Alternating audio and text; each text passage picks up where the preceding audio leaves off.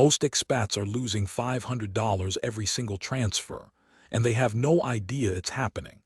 A 2024 survey of international bank account holders found that the average expat pays between 3% and 5% in hidden currency conversion fees on every single transfer. On a $10,000 transfer, that's up to $500 gone. Silently. Every time. By the end of this video, you'll know exactly which accounts you actually need in 2026, including the one fintech app that beats every traditional bank on fees, the only two U.S. banks that will still serve Americans abroad, and the compliance trap that could get your account frozen, that 99% of expats miss completely. If you just moved abroad, or you're about to, this video is specifically for you. I've spent the last several years researching international banking setups, talking to expats across Europe, Asia, and Latin America, and I've seen the same expensive mistakes made over and over again. Stay till the very end because the final point is the one that actually protects everything else you set up today. Let's start with the single biggest mistake most new expats make. They try to use their home country bank account for everything. I get it. It feels safe. You know the app. You trust the institution. But your home bank was designed for someone who lives 5 minutes from a branch and spends in one currency. The moment you start living internationally, that same account starts charging you for the privilege of existing abroad.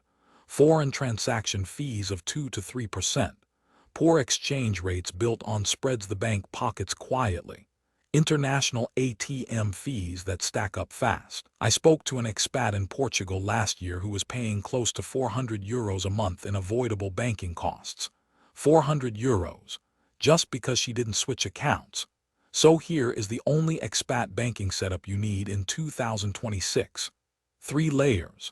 A multi-currency digital account for daily spending, a local bank account in your country of residence for bills and direct debits, and for Americans specifically, one of 2 approved U.S. accounts that will actually keep you. The first layer is your multi-currency digital account, and in 2026 this almost always means Wise or Revolut.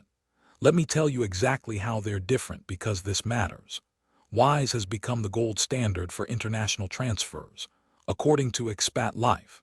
I's February 2026 report, Wise charges an average fee of just 0.41% on international transfers and always uses the mid-market rate, the real exchange rate you see on Google.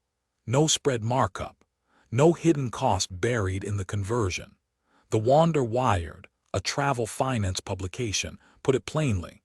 For pure cost efficiency and transparency, Wise wins in 2026. If you are regularly moving money between currencies, say your salary lands in dollars but you live in euros, Wise is almost certainly saving you serious money compare.